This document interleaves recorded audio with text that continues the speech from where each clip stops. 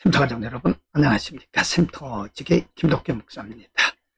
오늘은 역대하 12장 1절부터 16절까지고요. 하나님께서 축복하신 르호보암이 하나님의 백성들을 어떻게 통치했고, 그리고 종국에 그의 중심이 어떠했는지를 보여주고 있습니다.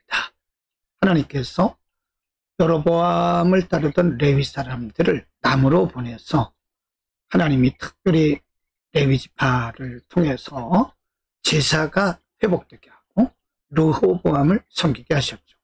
그래서 르호보암이 섬기는 남왕국 유다가 든든히 서가고 있을 때 남왕국의 왕 르호보암은 어떤 모습이었을까요?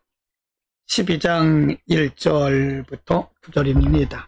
1절, 르호보암이 나라가 견고하고 세력이 강함에 여호와의 율법을 버리니 온 이스라엘이 본받은지라. 2절, 저희가 여호와께 범죄하였으므로 르호보암 5년에 애굽 왕 시삭이 예루살렘을 치러 올라오니. 3절, 저희에게 병거가 1200승이요 마병이 6만이며 애굽에서 쫓아나온 무리 곧 훗과 숫과 구수 사람이 불가승수라.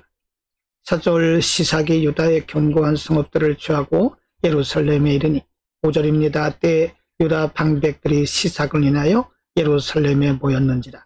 선지자 스마야가 르호보암과 방백들에게 나와 가로되 여호와의 말씀이 너희가 나를 버렸으므로 나도 너희를 버려 시삭의 손에 붙였노라 하셨다 한지라. 6절, 이에 이스라엘 방백들과 왕이 스스로 겸비하여 가로되 여호와는 의로우시다 하며. 7절, 여호와께서 저희의 스스로 겸비함을 보신지라. 여호와의 말씀이 스마야에게 임하여 가라사대 저희가 스스로 겸비하였으니 내가 멸하지 아니하고 대강건하여 나의 노를 시삭의 손으로 예루살렘에 쏠지 아니하리라.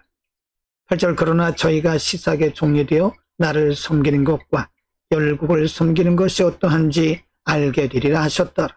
9절, 애굽 왕 시삭이 올라와서 예루살렘을 치고 여호와의 전 보물과 왕궁의 보물을 몰수히 빼앗고 솔로몬이 만든 금방패도 빼앗은지라.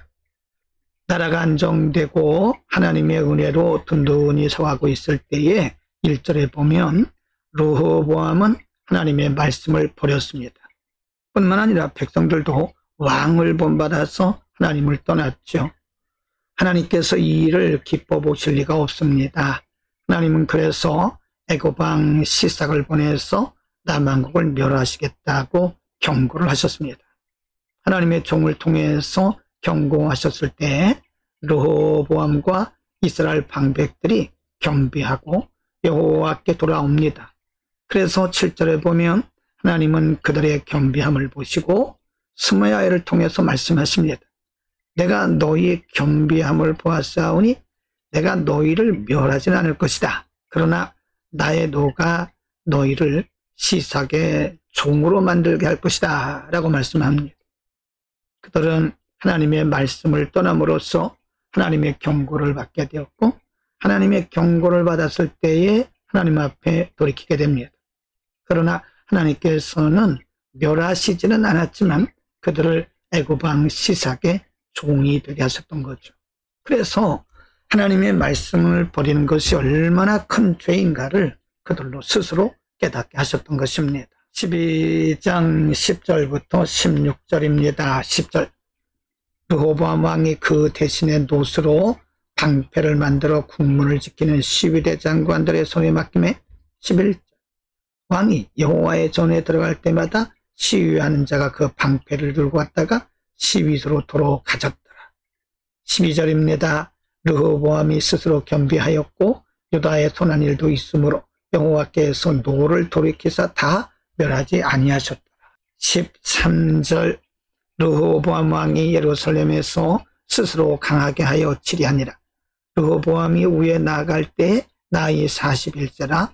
예루살렘 곧 여호와께서 이스라엘 모든 지파 중에서 택하여 그 이름을 두신 성에서 17년을 치리하니라.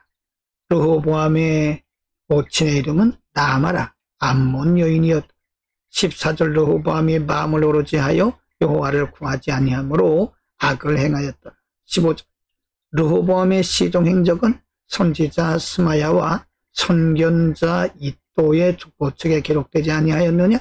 르호보암과 여로보암 사이에 항상 전쟁이 있습니다. 16절입니다. 르호보암이 그 열조와 함께 잠에 다윗성에 장사되고 그 아들 아비야가 대신하여 왕이 되니라. 르호보암의 결말에 대해서 분명하게 말씀합니다. 그가 강해졌을 때, 그가 하나님의 은혜로 강대해졌을 때 말씀을 버림으로써 하나님의 징계, 하나님의 경고를 받고 진노를 받죠. 그러나 그들과 그리고 르호보암 왕이 하나님께 돌이켰을 때에 하나님은 그들에게 온전히 멸하지는 않고 그들을 애굽의 종이 되게 하셨습니다. 14절에 보면 르호보암에 대해서 그가 마음을 오로지 하여 여호와를 구하지 아니했다라고 말씀하고 있습니다. 하나님은 우리가 오로지 하여 하나님을 잘 섬기기를 지금도 기대하고 계십니다. 오늘은 르호보암 왕의 결말, 그의 인생 종말에 대해서 상고를 했습니다. 왕으로서의 르호보암, 성도로서의 르호보암, 인간으로서의 르호보암.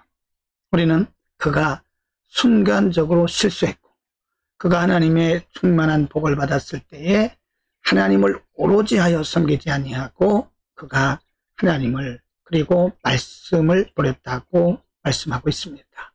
그렇습니다. 우리가 살아가고 있는 것은 우리의 우리됨은 모두가 다 하나님의 은혜입니다. 하나님의 은혜를 저버리면 우리는 불행하게 된다는 사실을 분명히 알아야 됩니다. 그것은 생명의 근원이신 하나님을 버렸기 때문에 그렇습니다. 오롯이 하여 하나님을 섬기기를 하나님은 지금도 기대하고 있습니다. 우리의 시선을, 우리의 중심을 오직 하나님께만 둘 수 있기를 바랍니다. 기도합니다.